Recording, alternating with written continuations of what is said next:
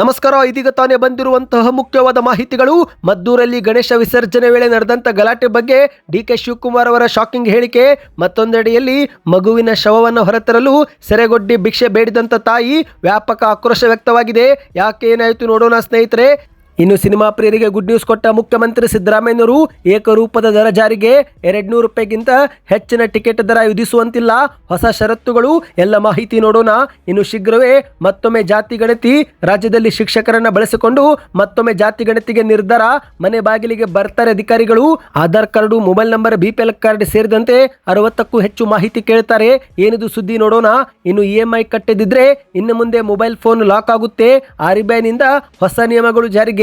ಎಲ್ಲ ಸುದ್ದಿಗಳು ಬಂದಿವೆ ಸ್ನೇಹಿತರೆ. ಇನ್ನು ಮಂಡ್ಯದ ಮದ್ದೂರಿಗೆ ಶಾಸಕ ಯತ್ನಾಳ್ ಅವರ ಭೇಟಿ. ಪ್ರತಾಪ್ ಸಿಂಹ ಜೊತೆ ಸೇರಿ ಹೊಸ ಸರ್ಕಾರ ತರುತ್ತೇನೆ, ನಾನೇ ಮುಂದಿನ ಮುಖ್ಯಮಂತ್ರಿ ಎಂದು ಹೇಳಿಕೆ ಕೊಟ್ಟಿದ್ದಾರೆ. 2028ಕ್ಕೆ ಹೊಸ ಪಕ್ಷ ಕಟ್ಟುತ್ತೇನೆ, ನನ್ನ ಪಕ್ಷದ ಚಿಹ್ನೆ JCB ಆಗಿರುತ್ತೆ ಎಂದು ಭರ್ಜರಿ ಭಾಷಣ. ಎಲ್ಲ ಮಾಹಿತಿಗಳನ್ನು ನೋಡೋಕ್ಕಿಂತ ಮೊದಲು ದಯವಿಟ್ಟು ನೀವು ನಮ್ಮ ಚಾನಲ್ಗೆ ಮೊದಲು ಬಾರಿ ಭೇಟಿ ಕೊಡ್ತಾ ಇದ್ರೆ ಸಬ್ಸ್ಕ್ರೈಬ್ ಬಟನ್ ಕ್ಲಿಕ್ ಮಾಡ್ತಾ ಪಕ್ಕದಲ್ಲಿ ಕಾಣಿಸುವ ಗಂಟೆ ಒತ್ತಿ. ಇದರಿಂದ ರಾಜ್ಯದ ಮುಖ್ಯವಾದ ಸುದ್ದಿಗಳು ನಿಮಗೆ ಸಿಗುತ್ತವೆ. ವಿಡಿಯೋಗೆ ಲೈಕ್ ಮಾಡಿ ಮತ್ತು ವಿಡಿಯೋ ಪೂರ್ತಿಯಾಗಿ ನೋಡಿ. ಬನ್ನಿ ಸ್ನೇಹಿತರೆ, ಎಲ್ಲ ಮುಖ್ಯವಾದ ಮಾಹಿತಿಗಳನ್ನು ಡೀಟೇಲ್ ಆಗಿ ನೋಡೋಣ.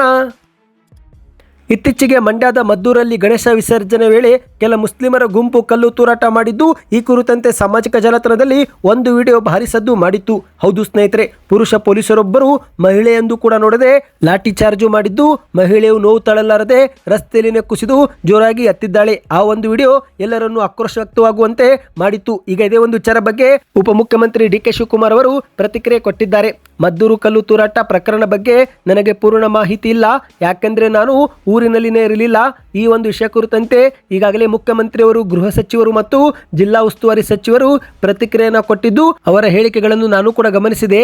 ಈ ಒಂದು ವಿಷಯ ಕುರಿತಂತೆ ನನಗೆ ಪೂರ್ಣವಾದ ಮಾಹಿತಿ ಇಲ್ಲ, ಹಾಗಾಗಿ ನಾನು ಈ ಬಗ್ಗೆ ಮಾತನಾಡುವುದಿಲ್ಲ ಎಂದು ಪ್ರತಿಕ್ರಿಯೆಯನ್ನು ಕೊಟ್ಟಿದ್ದಾರೆ. ಇನ್ನು ಇದೇ ನಡುವೆ ಮಾಧ್ಯಮದವರು ಬಿಜೆಪಿ ನಾಯಕರು ಮದ್ದೂರಿಗೆ ಭೇಟಿ ಕೊಡುತ್ತಿದ್ದಾರೆ ಎಂದು ಹೇಳಿದಾಗ ಅದಕ್ಕೆ ಗರಂ ಆಗಿ ಪ್ರತಿಕ್ರಿಯೆ ಕೊಟ್ಟಂತ DK ಶಿವಕುಮಾರ್ ಅವರು, ಬಿಜೆಪಿಯವರಿಗೆ ಬೇರೆ ಕೆಲಸವಿಲ್ಲ, ಜನರನ್ನು ಡಿವೈಡ್ ಮಾಡುವುದು, ಬೆಂಕಿ ಹಚ್ಚುವುದೇ ಅವರ ಕೆಲಸ ಎಂದು ವಾಗ್ದಾಳಿಯನ್ನ ಮಾಡಿದ್ದಾರೆ. ಬಿಜೆಪಿಯವರು ಅಧಿಕಾರದಲ್ಲಿದ್ದಾಗ ಯಾವುದೇ ಅಭಿವೃದ್ಧಿ ಮಾಡಲಿಲ್ಲ. ಅವರು ದೆಹಲಿಗೆ ಹೋಗಿ ನರೇಗಾ ಯೋಜನೆ, ತೆರಿಗೆ ಹಣ, ಕಾವೇರಿ, ಮೇಕೆದಾಟು, ಮಹದ ಯೋಜನೆಗಳಿಗೆ ಮೊದಲು ಅನುಮತಿ ತರಲಿ, ಅದು ಬಿಟ್ಟು ಮದ್ದೂರಿನಲ್ಲಾದಂಥ ಗಲಾಟೆ ಪ್ರಕರಣವನ್ನು ಮುಂದಿಟ್ಟು ರಾಜಕೀಯಕ್ಕೆ ಬಳಸಿಕೊಂಡು ಹಿಂದೂ ಮುಸ್ಲಿಂ ಅಂತ ಡಿವೈಡ್ ಮಾಡುವುದು, ಬೆಂಕಿ ಹಚ್ಚುವ ಕೆಲಸ ಅವರು ಮಾಡ್ತಿದ್ದಾರೆ ಎಂದು DK ಶಿವಕುಮಾರ್ ಅವರು ಸ್ಫೋಟಕ ಹೇಳಿಕೆ ಒಂದು ಕೊಟ್ಟಿದ್ದಾರೆ. ಇನ್ನಿದೀಗ ಮತ್ತೊಂದು ಮುಖ್ಯವಾದ ಮಾಹಿತಿಗೆ ಹೋಗೋಣ. ಇದೀಗ ಕರ್ನಾಟಕದಲ್ಲಿ ಪ್ರತಿಯೊಬ್ಬರ ಮನಕಲಕುವಂತಹ ವಿದ್ರಾವಕ ಘಟನೆ ನಡೆದು ಹೋಗಿದೆ. ಹೌದು, ಅಪಘಾತದಲ್ಲಿ ಗಾಯಗೊಂಡು ಚಿಕಿತ್ಸೆ ಫಲಕಾರಿಯಾಗದೆ ಸಾವನ್ನಪ್ಪಿದ್ದಂಥ ಮಗುವಿನ ಶವವನ್ನು ಖಾಸಗಿ ಆಸ್ಪತ್ರೆಯಿಂದ ಹೊರತರಲು ಹಣವಿಲ್ಲದೆ ಕುಟುಂಬಸ್ಥರು ಪರದಾಡಿದ್ದಾರೆ.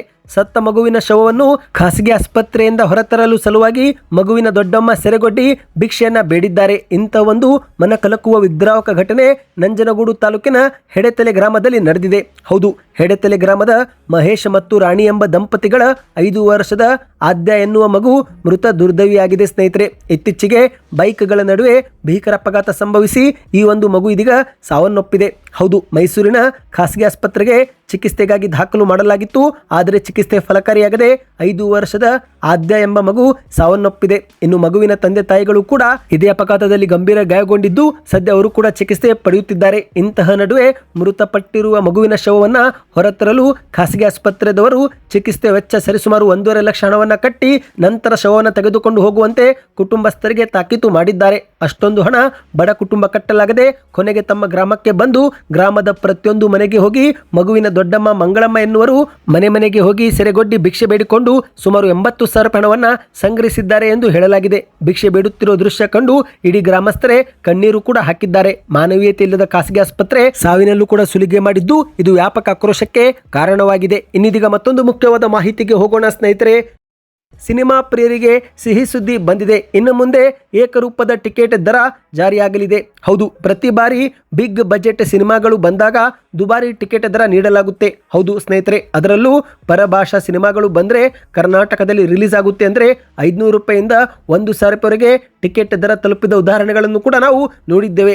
ಈಗ ಇದಕ್ಕೆ ಕಡಿವಾಣ ಹಾಕಲು ರಾಜ್ಯ ಸರ್ಕಾರ ಈ ಒಂದು ಹಿಂದೆನೇ ಏಕರೂಪ ಟಿಕೆಟ್ ದರ ಜಾರಿಗೆ ತರುವುದಾಗಿ ಹೇಳಿಕೆ ಕೊಟ್ಟಿತ್ತು. ಈಗ ಅದರಂತೆ ಸೆಪ್ಟೆಂಬರ್ 12ರಿಂದ ಈ ಒಂದು ಹೊಸ ನಿಯಮ ಜಾರಿಗೆ ಬರುವಂತೆ ಆದೇಶವು ಕೂಡ ಹೊರಡಿಸಲಾಗಿದೆ. ಹೌದು, ಮಲ್ಟಿಪ್ಲೆಕ್ಸ್ ಟಿಕೆಟ್ ದರಕ್ಕೆ ಕಡಿವಾಣವೇ ಇಲ್ಲದಂತೆ ಆಗಿತ್ತು. ಇದರಿಂದ ಜನಸಾಮಾನ್ಯರು ಸಿನಿಮಾ ನೋಡೋದು ಕಷ್ಟ ಎಂಬಂತಹ ಪರಿಸ್ಥಿತಿಯೂ ಕೂಡ ನಿರ್ಮಾಣವಾಗಿತ್ತು. ಇದೇ ಕಾರಣಕ್ಕೆ ಎಷ್ಟೋ ಜನರು ಥಿಯೇಟರ್ನತ್ತ ಮುಖವೂ ಕೂಡ ಮಾಡುತ್ತಿದ್ದಿಲ್ಲ. ಆದರೆ ಇದೀಗ ಇದಕ್ಕೆ ಕಡಿವಾಣ ಬಿದ್ದಿದೆ. ಸರ್ಕಾರದ ಹೊಸ ಆದೇಶದ ಮೂಲಕ ಇನ್ನು ಮುಂದೆ ಟಿಕೆಟ್ ದರ ₹200 ದಾಟುವಂತಿಲ್ಲ. ಹೌದು, 18% ತೆರಿಗೆ ನಂತರ ಸಿನಿಮಾದ ಟಿಕೆಟ್ ದರ ₹236 ಆಗುತ್ತೆ. ಅದಕ್ಕಿಂತ ಹೆಚ್ಚಿಗೆ ದರ ವಿಧಿಸುವಂತಿಲ್ಲ ಎಂದು ಹೇಳಲಾಗಿದೆ ಸ್ನೇಹಿತರೆ. ಅಂದಹಾಗೆ ಇಂದು ಕೆಲ ಮಲ್ಟಿಪ್ಲೆಕ್ಸ್ಗಳಲ್ಲಿ ಗೋಲ್ಡ್ ಕ್ಲಾಸ್ ಎಂಬ ಆಸನದ ವ್ಯವಸ್ಥೆಯೂ ಕೂಡ ಇರುತ್ತೆ. ಅವುಗಳಿಗೆ ಮಾತ್ರ ₹200 ಟಿಕೆಟ್ ದರ ಮಿತಿ ಇರೋದಿಲ್ಲ. ಆದರೆ ಉಳಿದಂತಹ ಎಲ್ಲ ಸಾಮಾನ್ಯ ಸೀಟುಗಳಿಗೆ ₹200 ಟಿಕೆಟ್ ದರ ಅನ್ವಯವಾಗಲಿದೆ. ಸದ್ಯಕ್ಕೆ ಟಿಕೆಟ್ ಮಂದಿರಗಳಿಗೆ ಇದುವರೆಗೆ ಆದೇಶದ ಪ್ರತಿ ತಲುಪಿಲ್ಲ. ಆದರೆ ಶೀಘ್ರವೇ ಈ ಒಂದು ಹೊಸ ಆದೇಶ ತಲುಪಿದ ಬಳಿಕ ಈ ನಿಯಮ ರಾಜ್ಯಾದ್ಯಂತ ಜಾರಿಗೆ ಬರಲಿದೆ. ಇದಕ್ಕೆ ನಿಮ್ಮ ಅನಿಸಿಕೆಯನ್ನು ನೀವು ಕಮೆಂಟ್ ಮಾಡಿ. ಇನ್ನೀಗ ಮತ್ತೊಂದು ಮುಖ್ಯವಾದ ಮಾಹಿತಿಗೆ ಹೋಗೋಣ. ಶೀಘ್ರವೇ ರಾಜ್ಯಾದ್ಯಂತ ಮತ್ತೊಮ್ಮೆ ಜಾತಿ ಗಣತಿ ನಡೆಯಲಿದೆ. ಈ ಕುರಿತಂತೆ ಸಿಎಂ ಸಿದ್ದರಾಮಯ್ಯನವರು ಇಂದು ಸಭೆ ಮಾಡಿದ್ದು ಕೆಲ ಮಾಹಿತಿಯನ್ನ ಕೊಟ್ಟಿದ್ದಾರೆ. ಇದೇ ವೇಳೆ ವಿವಾದಿತ ಕ್ರಿಶ್ಚಿಯನ್ ಉಪಜಾತಿ ಕಾಲಂ ಬಗ್ಗೆ ಪ್ರಶ್ನೆ ಮಾಡಿದಾಗ ಮುಖ್ಯಮಂತ್ರಿಯವರು ಪ್ರತಿಕ್ರಿಯೆಯನ್ನು ಕೂಡ ಕೊಟ್ಟಿದ್ದಾರೆ. ಹೌದು ಸ್ನೇಹಿತರೆ, ಜಾತಿ ಗಣತಿ ಕಾಲಂನಲ್ಲಿ ಕ್ರಿಶ್ಚಿಯನ್ ಸಮುದಾಯದಲ್ಲಿ ಹಲವು ಉಪಜಾತಿಗಳನ್ನು ಸೇರಿಸಲಾಗಿದೆ. ಉದಾಹರಣೆಗೆ Christian Reddy, Christian Brahmin, Christian Dalit, Christian Kuruba ಎಂಬ ಹಿಂದೂ ಪಂಗಡಗಳನ್ನು ಕ್ರಿಶ್ಚಿಯನ್ ಪಂಗಡಗಳ ಸಾಲಿನಲ್ಲಿ ಸೇರಿಸಲಾಗಿದ್ದು ಈ ಒಂದು ವಿಚಾರ ಭಾರೀ ವಿವಾದಕ್ಕೆ ಕಾರಣವಾಗಿತ್ತು. ಇದೇ ಒಂದು ವಿಚಾರ ಕುರಿತಂತೆ ಬಿಜೆಪಿಯವರು ಹಿಂದೂಗಳ ಸಂಖ್ಯೆ ಕಡಿಮೆ ಮಾಡಲು ಕಾಂಗ್ರೆಸ್ ಯತ್ನ ಮಾಡ್ತಿದೆ ಎಂಬ ಆರೋಪವನ್ನು ಕೂಡ ಮಾಡಿತ್ತು. ಇನ್ನು ಕೆಲವರು ಕ್ರಿಶ್ಚಿಯನ್ನರಲ್ಲಿ ಯಾವಾಗ ಬ್ರಾಹ್ಮಣ ದಲಿತ ಜಾತಿ ಬಂತಪ್ಪ ಎಂದು ಪ್ರಶ್ನೆಗಳನ್ನು ಕೂಡ ಮಾಡಿದ್ರು. ಈಗ ಇದೇ ಪ್ರಶ್ನೆಗಳಿಗೆ ಸಿಎಂ ಅವರು ಉತ್ತರವನ್ನ ಕೊಟ್ಟಿದ್ದಾರೆ. ಕ್ರಿಶ್ಚಿಯನ್ ಆಗಲಿ, ದಲಿತರಾಗಲಿ, ಕುರುಬರಾಗಲಿ ಎಲ್ಲರೂ ನಾಗರಿಕರೇ.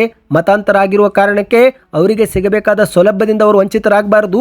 ಅದೇ ಕಾರಣಕ್ಕೆ ಪ್ರತ್ಯೇಕ ಕಾಲಂ ಸೇರಿಸಲಾಗಿದೆ ಎಂದು ಹೇಳಿಕೆಯನ್ನು ಕೊಟ್ಟಿದ್ದಾರೆ. ಲಿಂಗಾಯತ ಪ್ರತ್ಯೇಕ ಧರ್ಮದ ಕಾಲಂ ಬಗ್ಗೆಯೂ ಕೂಡ ಮಾತನಾಡಿದಂಥ ಸಿಎಂ ಅವರು ವೀರಶೈವ ಧರ್ಮ ಅಥವಾ ಲಿಂಗಾಯತ ಧರ್ಮ ಎಂದು ಏನು ಬೇಕಾದರೂ ಅವರು ಬರೆಯಲಿ, ನಮಗೆ ಮಾತ್ರ ಅವರ ಸಾಮಾಜಿಕ ಮತ್ತು ಶೈಕ್ಷಣಿಕ ಪರಿಸ್ಥಿತಿ ಗೊತ್ತಾಗಬೇಕು ಅಷ್ಟೇ ಎಂದು ಸಭೆಯಲ್ಲಿ ಹೇಳಿಕೆಯನ್ನು ಕೊಟ್ಟಿದ್ದಾರೆ. ಅಂದಹಾಗೆ ಸ್ನೇಹಿತರೆ, ರಾಜ್ಯದಲ್ಲಿ ಶಿಕ್ಷಕರನ್ನು ಬಳಸಿಕೊಂಡು ಮತ್ತೊಮ್ಮೆ ಜಾತಿ ಗಣತಿ ನಡೆಸಲು ಸರ್ಕಾರ ತೀರ್ಮಾನ ಕೈಗೆತ್ತಿಕೊಂಡಿದೆ. 10 ವರ್ಷದ ಹಿಂದೆ ಜಾತಿ ಗಣತಿ ಮಾಡಲಾಗಿತ್ತು. ಇದೀಗ ಮತ್ತೊಮ್ಮೆ ಜಾತಿ ಗಣತಿ ನಡೆಸಲಾಗುತ್ತಿದೆ. ಇದೇ ಕುರಿತಂತೆ ಸಿಎಂ ಸಿದ್ದರಾಮಯ್ಯನವರು ಕೂಡ ಮಾತನಾಡಿದ್ದು, ಪ್ರತಿಯೊಬ್ಬರಿಗೂ ಸಮಾನತೆ ಸಿಗಬೇಕು, ಹಾಗಾಗಿ ಈ ಒಂದು ಸಮೀಕ್ಷೆ ನಡೆಸಲಾಗುತ್ತಿದೆ. ಎಲ್ಲ ಜನರು ಈ ಸಮೀಕ್ಷೆಯಲ್ಲಿ ಪಾಲ್ಗೊಳ್ಳಬೇಕು ಎಂದು ಮನವಿ ಮಾಡಿದ್ದಾರೆ. 1,75,000 ಶಿಕ್ಷಕರನ್ನ ಈ ಒಂದು ಸಮೀಕ್ಷೆಗಾಗಿ ಬಳಸಿಕೊಳ್ಳಲಾಗುತ್ತಿದೆ ಎಂದು ಸಿಎಂ ಅವರು ಸಭೆಯಲ್ಲಿ ಹೇಳಿಕೆಯನ್ನ ಕೊಟ್ಟಿದ್ದಾರೆ. ಹೌದು, ಶೀಘ್ರವೇ ನಿಮ್ಮ ಮನೆ ಬಾಗಿಲಿಗೂ ಕೂಡ ಶಿಕ್ಷಕರ ತಂಡ ಒಂದು ಬರಬಹುದು ಸ್ನೇಹಿತರೆ. ಸೆಪ್ಟೆಂಬರ್ 22ರಿಂದ ಅಕ್ಟೋಬರ್ 7ರವರೆಗೆ ಜಾತಿ ಗಣತಿ ಮಾಡಲು ಸರ್ಕಾರ ನಿರ್ಧಾರ ಕೈಗೆತ್ತಿಕೊಂಡಿದೆ. ಒಟ್ಟು ಈಗಾಗಲೇ 2 ಕೋಟಿ ಮನೆಗಳಿಗೆ UHID ಸ್ಟಿಕರ್ ಕೂಡ ಅಂಟಿಸಲಾಗಿದೆ. ಶಿಕ್ಷಣ, ಧರ್ಮ, ಸಾಮಾಜಿಕ, ಜಮೀನು ಸೇರಿದಂತೆ ಒಟ್ಟು 60 ಪ್ರಶ್ನೆಗಳನ್ನು ಅವರು ಕೇಳಲಿದ್ದಾರೆ ಎಂದು ಹೇಳಲಾಗಿದೆ. ಗಣತಿಯ ವೇಳೆ ನಿಮ್ಮ ಆಧಾರ್ ಕಾರ್ಡು, ಪಡಿತರ ಚೀಟಿ, ಮೊಬೈಲ್ ಸಂಖ್ಯೆ ಸೇರಿದಂತೆ ಮೊಬೈಲ್ ನಂಬರ್ ಲಿಂಕ್ ಆಗಿಲ್ಲವೆಂದರೆ ಅದನ್ನು ಕೂಡ ಲಿಂಕ್ ಮಾಡಿಕೊಡಲಾಗುತ್ತೆ ಎಂದು ಹೇಳಲಾಗಿದೆ ಸ್ನೇಹಿತರೆ. ಈ ಬಗ್ಗೆ ಇನ್ನಷ್ಟು ಮಾಹಿತಿ ಬೇಕೆಂದರೆ ಕಮೆಂಟ್ ನಲ್ಲಿ ಜಾತಿ ಗಣತಿ ಎಂದು ಕಮೆಂಟ್ ಮಾಡಿ. ಇನ್ನು ಈಗ ಮತ್ತೊಂದು ಶಾಕಿಂಗ್ ಸುದ್ದಿಗೆ ಹೋಗೋಣ. ಇನ್ನು ಮುಂದೆ ನೀವು EMI ಕಟ್ಟಲಿಲ್ಲವೆಂದರೆ ನಿಮ್ಮ ಮೊಬೈಲೇ ಲಾಕ್ ಆಗಲಿದೆ. ಇಂತಹ ಒಂದು ಹೊಸ ನಿಯಮ RBI ಜಾರಿಗೆ ತರಲು ಮುಂದಾಗಿದೆ. ಹೌದು, ಭಾರತೀಯ ರಿಸರ್ವ್ ಬ್ಯಾಂಕ್ ಸಾಲಗಳ ಕುರಿತಂತೆ ಹೊಸ ನಿಯಮ ಜಾರಿಗೆ ತರಲು ಯೋಚನೆ ಮಾಡ್ತಾ ಇದೆ.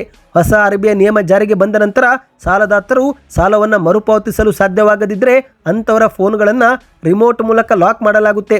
ಹೌದು ಸ್ನೇಹಿತರೆ, ಮಾಧ್ಯಮ ವರದಿಗಳ ಪ್ರಕಾರ ಇಂದು ಭಾರತದಲ್ಲಿ ಮಾರಾಟವಾಗುವಂತಹ ಮೊಬೈಲ್ ಸೇರಿದಂತೆ ಇತರೆ ಎಲೆಕ್ಟ್ರಾನಿಕ್ ವಸ್ತುಗಳನ್ನು ಜನರು EMI ಮೂಲಕವೇ ಖರೀದಿ ಮಾಡ್ತಾರೆ. ಹೌದು, ಮೊಬೈಲ್ಗಳನ್ನು EMI ಮೂಲಕ ಕಂತಿನಲ್ಲಿ ತುಂಬಲು ಖರೀದಿ ಮಾಡ್ತಾರೆ. ಆದರೆ ಸಕಾಲಕ್ಕೆ ಎಷ್ಟು ಜನರು ಪಾವತಿನೇ ಮಾಡೋದಿಲ್ಲ. ಅಂತಹ ಪದ್ಧತಿಗೆ ಕಡಿವಾಣ ಹಾಕಲು RBI ಮುಂದಾಗಿದೆ. ಅಂದರೆ ಸ್ನೇಹಿತರೆ, ನೀವೇನಾದರೂ ಮೊಬೈಲನ್ನು EMI ಮೂಲಕ ಖರೀದಿ ಮಾಡಿದ್ದು ಸರಿಯಾದ ಸಮಯಕ್ಕೆ EMI ಕಟ್ಟಲಿಲ್ಲವೆಂದರೆ ಆಗ ಆ ಒಂದು ಮೊಬೈಲನ್ನು ರಿಮೋಟ್ ಮೂಲಕ ಲಾಕ್ ಮಾಡಲಾಗುತ್ತೆ ಎಂದು ಹೇಳಲಾಗಿದೆ. ಇನ್ನು ಈ ಒಂದು ಹೊಸ ನಿಯಮ ಜಾರಿಗೆ ಬಂದರೆ Bajaj finance, DMI finance, Cholamandalam finance ಸೇರಿದಂತೆ ಇತರೆ ಸಾಲ ನೀಡುವಂತಹ ಕಂಪನಿಗಳಿಗೆ ಪ್ರಯೋಜನವಾಗುತ್ತೆ ಎಂದು ಹೇಳಲಾಗಿದೆ. ಈ ಒಂದು ಹೊಸ ನಿಯಮ ಜಾರಿಗೆ ಬರಬೇಕು ಬರಬಾರದು, ನಿಮ್ಮ ಅನಿಸಿಕೆಗಳು ಏನು ಎಂಬುದನ್ನು ಕಮೆಂಟ್ ಮಾಡಿ. ಇದರಿಂದ ಒಂದು ಉತ್ತಮ ಫೀಡ್ಬ್ಯಾಕ್ ಸಿಗುತ್ತೆ. ಇನ್ನಿದೀಗ ಕೊನೆಯ ಮುಖ್ಯವಾದ ಮಾಹಿತಿಗೆ ಹೋಗೋಣ. ನಿಮಗೆಲ್ಲರಿಗೂ ಗೊತ್ತಿರುವಂತೆ ಇತ್ತೀಚೆಗೆ ಮಂಡ್ಯ ಜಿಲ್ಲೆ ಮದ್ದೂರಿನಲ್ಲಿ ಗಣೇಶ ವಿಸರ್ಜನೆ ವೇಳೆ ಮುಸ್ಲಿಮರ ಗುಂಪೊಂದು ಕಲ್ಲು ತೂರಾಟ ಮಾಡಿದ್ದು ಇದೇ ಒಂದು ವಿಚಾರ ರಾಜ್ಯದಲ್ಲಿ ಭಾರಿ ಸದ್ದು ಮಾಡಿದೆ. ಈಗ ಈ ಒಂದು ಮದ್ದೂರಕ್ಕೆ ಯತ್ನಾಳ್ ಅವರು ಭೇಟಿ ಕೊಟ್ಟು ಭಾಷಣ ಮಾಡಿದ್ದು, ಯತ್ನಾಳ್ ಅವರ ಭಾಷಣಕ್ಕೆ ಹುಚ್ಚೆದ್ದು ಜನರು ಕೂಡ ಕೂಗಾಡಿದ್ದಾರೆ. ಹೌದು, ಯತ್ನಾಳ್ ಅವರು ಭಾಷಣದಲ್ಲಿ ಇಡೀ ಕರ್ನಾಟಕದಲ್ಲಿ ಗಂಡು ಮೆಟ್ಟಿದ ಜಿಲ್ಲೆ ಎಂದ್ರೇನೆ ಮಂಡ್ಯ, ನಾವೆಲ್ಲ ಒಂದು, ನಾವೆಲ್ಲ ಹಿಂದೂ, ಇನ್ನು ಮುಂದೆ ನಾವು ಜಾತಿ ನೋಡಿ ಓಟು ಹಾಕಬಾರದು ಎಂದು ಶಾಸಕ ಯತ್ನಾಳ್ ಅವರು ಅಬ್ಬರದ ಭಾಷಣವನ್ನ ಮಾಡಿದ್ದಾರೆ. ಅಂದಹಾಗೆ ಸ್ನೇಹಿತರೆ, ಈ ಬಾರಿ ಆಶ್ಚರ್ಯವೇನೆಂದರೆ ಮದ್ದೂರಿನಲ್ಲಿ ಯತ್ನಾಳ್ ಅವರಿಗೆ ಭಾರಿ ಸ್ವಾಗತ ಸಿಕ್ಕಿದೆ. ಹೌದು, ಯತ್ನಾಳ್ ಅವರನ್ನು ನೋಡಿ ಮಂಡ್ಯ ಜನರು ಸಿಕ್ಕಾಪಟ್ಟೆ ಖುಷಿಯೂ ಕೂಡ ಆಗಿದ್ದಾರೆ. ನಿನ್ನೆ ಮೊನ್ನೆ ಅಲ್ಲಿಗೆ ಬಂದಿದ್ದಂಥ ಕೆಲ ಬಿಜೆಪಿ ನಾಯಕರಿಗಿಂತಲೂ ಕೂಡ ಹೆಚ್ಚಿನ ಒಂದು ಮನ್ನಣೆ ಯತ್ನಾಳ್ ಅವರಿಗೆ ಸಿಕ್ಕಿದೆ. ಇದೇ ಒಂದು ನಡುವೆ ಯತ್ನಾಳ್ ಅವರು ಒಂದು ದೊಡ್ಡ ಘೋಷಣೆಯನ್ನು ಕೂಡ ಮಾಡಿದ್ದಾರೆ. ಹೌದು, ನಾನು ಮತ್ತು ಪ್ರತಾಪ್ ಸಿಂಹ ಎಲ್ಲರೂ ಕೂಡ ಒಂದಾಗುತ್ತೇವೆ, ಕರ್ನಾಟಕದಲ್ಲಿ ಹೊಸ ಸರ್ಕಾರ ಕೊಡುತ್ತೇವೆ, ಯಾವನಾದರೂ ಪಾಕಿಸ್ತಾನ ಪರ ಮಾತನಾಡಿದರೆ ಅವನನ್ನು ಅಲ್ಲೇ ಢಮ್ಮೆನಿಸುತ್ತೇವೆ ಎಂದು ಭಾಷಣದಲ್ಲಿ ಹೇಳಿದ್ದಾರೆ. ಇದೇ ವೇಳೆ ಮತ್ತೆ ಮುಂದುವರೆದು ಭಾಷಣ ಮಾಡಿ, ಇತ್ತೀಚೆಗೆ ಮದ್ದೂರಿಗೆ ಬಿಜೆಪಿಯವರು ಬಂದಾಗ ಇಲ್ಲಿನ ಜನ ಹೆಚ್ಚು ಆಸಕ್ತಿ ತೋರಿಸಲಿಲ್ಲ.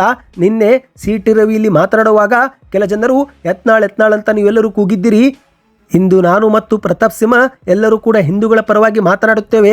ಬಿಜೆಪಿಯಲ್ಲಿ ಕೆಲ ಲೀಡರ್ಗಳು ಇದ್ದಾರೆ, ಅವರು ಎಂದಿಗೂ ಕೂಡ ಹಿಂದೂಗಳ ಪರವಾಗಿನೇ ಮಾತನಾಡೋದಿಲ್ಲ, ಅವರೆಲ್ಲ ಬರೀ ಬೋಗಸ್ ಎಂದು ಯತ್ನಾಳ್ ಅವರು ಟೀಕೆಯನ್ನ ಮಾಡಿದ್ದಾರೆ. ಇದೀಗ ಕರ್ನಾಟಕಕ್ಕೆ ಒಬ್ಬ ಬುಲ್ಡೋಜರ್ ಬಾಬಾ ಬೇಕು, ಹಾಗಾಗಿ 2028ಕ್ಕೆ ನನ್ನನ್ನು ಮುಖ್ಯಮಂತ್ರಿ ಮಾಡಿ ಎಂದು ಯತ್ನಾಳ್ ಅವರು ಭಾಷಣದಲ್ಲಿ ಹೇಳಿಕೆಯನ್ನ ಕೊಟ್ಟಿದ್ದಾರೆ. ಯತ್ನಾಳ್ ಅವರ ಭಾಷಣಕ್ಕೆ ಅಲ್ಲಿ ಸೇರಿದಂತೆ ಎಲ್ಲ ಜನರು ಕೂಡ ಜೈ ಜೈ ಎಂದು ಕೂಗಿದ್ದಾರೆ. ಯತ್ನಾಳ್ ಅವರು ತಮ್ಮ ಪಕ್ಷವನ್ನ ಕಟ್ಟುವ ಕುರಿತಂತೆ ಮತ್ತು ಪಕ್ಷದ ಗುರುತು JCB ಆಗಿರುತ್ತೆ ಎಂದು ಕೂಡ ಹೇಳಿಕೆಯನ್ನ ಕೊಟ್ಟಿದ್ದಾರೆ. ಸ್ನೇಹಿತರೆ, ನೀವೆಷ್ಟು ಮಂದಿ JCB ಪಕ್ಷಕ್ಕೆ ಬರ್ತೀರಿ ಎಂದು ಜನರನ್ನ ಕೇಳಿದ್ದು, ಆಗ ಅಲ್ಲಿ ಸೇರಿದಂಥ ಜನರು ಕೂಡ ಸಪೋರ್ಟ್ ಮಾಡುವುದಕ್ಕೆ ಯತ್ನಾಳ್ ಅವರ ಪರವಾಗಿ ಘೋಷಣೆ ಕೂಗಿದ್ದಾರೆ. ಸದ್ಯಕ್ಕಿಷ್ಟೇ ಇತ್ತು. ಈ ಎಲ್ಲ ಮಾಹಿತಿಗಳು ಇಷ್ಟವೆನಿಸಿದರೆ ವಿಡಿಯೋಗೆ ಲೈಕ್ ಮಾಡಿ.